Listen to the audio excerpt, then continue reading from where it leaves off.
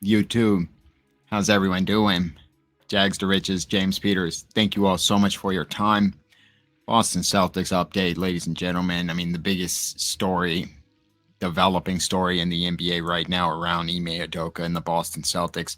Obviously, I did a 10-minute video yesterday, kind of getting into some of the initials behind it, just that he was obviously facing disciplinary actions for a consensual relationship that he had with a staff member, and that he was facing a suspension. And that obviously came right after the Rob Williams injury, a few weeks after the Gallo injury.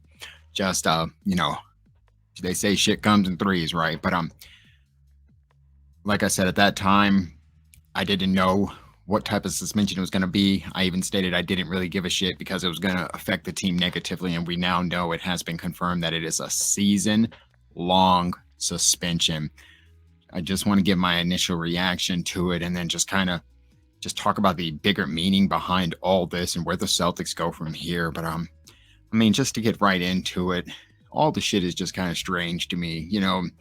It's I did the video yesterday at like freaking 5 in the morning, so it was very early into the process, and it's just the things that started coming out. Twitter, obviously speculating on the different women, that was so grimy, and then obviously there was a presser that just came out with Brad and Wick, and they pretty much tried to address this as best as possible. I'm sure there's the legalities and legal shit that ties them. I mean, it's I don't know what they can say, and obviously you know eventually more will come out. We know that. But essentially what I took away from that is it is a very emotional time right now for the Boston Celtics organization, a very tough blow right now, to say the least. And to me, without them really saying it, towards the end, Wick essentially made it sound like there is some sort of harassment going on. It seems like potential sexual. And the one thing why I said shit seems strange is because there was a quote, or I also seen coming from that stated like it was unwanted or something, like unwanted comments towards the person he was having an improper relationship with, or some wording like that, I think is how it was stated. And it just seems strange to me. It's like, okay, improper relationship, meaning that maybe, because he's the head coach and he's having a relationship with someone that's under him and a member of the female staff, and that maybe that's just part of their SOPs and their policies and procedures. So, but then when it's like unwanted comments and all this, what exactly is that? Like, that's just where it kind of gets weird to me. And then again, we're hearing so many different things, but the fact that it is a season-long suspension, and that was brought up in the presser because, as they stated, Paul Pierce tweeted this should be a fine. Like, a lot of people are coming back at the Celtics negatively, saying that this is an extremely harsh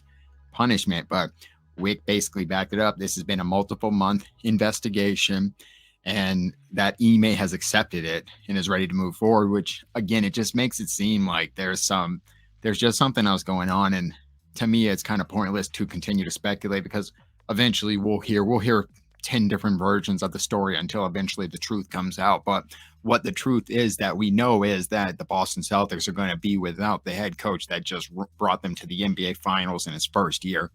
Now, I think that's where it gets extremely interesting, because my man Bobby Beast Move, shout out to you, Bobby, Celtics Corner, dropped a video yesterday just talking about his initial reaction as well.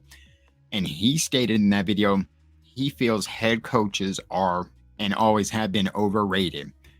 That if a team is ready, and to be fair, at the professional level, he said obviously middle school, high school, even college, coaching is extremely important. But he said eventually when you're talking about the best of the best and the top players in the entire world, that it just comes down to more about their will, and other things. There's other factors. And to be fair, a lot of the guys on NBC Boston, I was watching one of their videos, stated the exact same thing. They said if a team is ready, they'll make it happen, essentially. So I also understand the other side of it. And, I know the importance of coaching. I do agree. I don't think it's as much about X's and O's when you talk about that. Like, to me, you'll never really be able to convince me that Ime is a better X's and O mind than Brad Stevens. I'll never listen to it, because I think Brad is absolutely brilliant, especially in his game planning. And to me, it's like, do you think if the Celtics had Steve Kerr or Popovich or Spolster, I mean, there's so many top, these even the shitty head coaches are still, you're talking about the top 30, 40, 50 of a certain craft in the entire world. So all of these guys are elite. And then when you talk about the top 5, 10 head coaches in the league, they are all special. So I completely understand that. But to me, at the professional level, it's more about the motivating factor, the getting the players to buy in, the love they had for Ime. Like, it was what Brad couldn't do. It was relate to these guys on a level, on a cultural level, if you want to go down that, that road. But just on the fact that, you know, I feel like I've said it in the past that one day after practice, Ime, essentially dabbed up, some of the players, and Brad, you would never see that from Brad Stevens, So again, there's just, he was able to relate to these guys, a former professional player, obviously African American, and just hip hop Nia Longs, man. I mean, he could just relate to these guys, right? And they bought into this guy. They struggled together. They went through a tough beginning to the season, and eventually, on a defensive based scheme, they were able to go on a finals run, put everything together, get healthy, and then, the rest is history. And I was actually saying, like, damn, could you imagine if they won the damn championship and this came out? But again, guys, it's just extremely disappointing. There's no way to shake it. This is a dark day for Celtics Nation. This is a dark time, a sad time, and it's unfortunate when you're talking about, media day next week, training camp, and then less than a month till the season start. These guys should be talking about the Malcolm Brogdon as acquisition, and then the worst questions they should have to answer is losing Rob and Gallo. But now instead the media day is just going to be blown up with these wild ass questions. And again, you heard Wick say it's a lot of these players are stressed and concerned. They're really they're down about this. This is shitty news. Obviously, again, they love this guy. And this was their first year. I've never been one that was worried about certain players leaving and shit like that. But again, I've seen a lot of people talking about Jalen and things like that. Like, I can understand being very concerned right now. You know what I mean? So I would definitely say this is an important season for the Boston Celtics, because let's be clear, winning cures all, right? But shout out to Joe Mazzulla. I was talking to Bobby about him yesterday. He was like, look, this is a guy that was left over from the Brad regime. So he was both with Brad and Ime, was huge in the defensive schematics last season, is a guy that has coached the summer league team, led Peyton and Neesmith to the finals before. It's just played at West Virginia, was supposedly like a player coach there, and has just built his career and done it the right way. And like I said, they supposedly love him, and he has the respect of that locker room. So I don't think he's going to come in and rewrite the wheel. He is going to just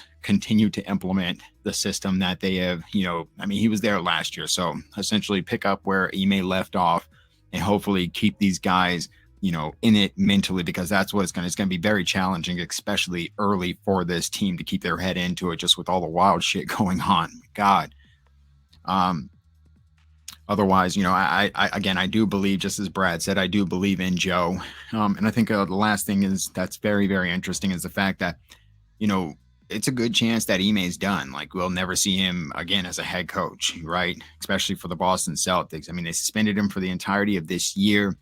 And it's just, I think a lot of it, you could say, has to do with the success of the team, because obviously if they do well this year, there's no way he's coming back, right? They'll ride with Joe and call it a day. But again, it's just not to come out and fire him outright, to suspend him for the entire year, I think is interesting. So it'll be very curious to see what happens when this is all said and done. And it was also kind of like, damn, man, Will Hardy, huh? Imagine if he turned down that Utah Jazz job. He would be getting the freaking head coach for the Boston Celtics right now, man. Wow.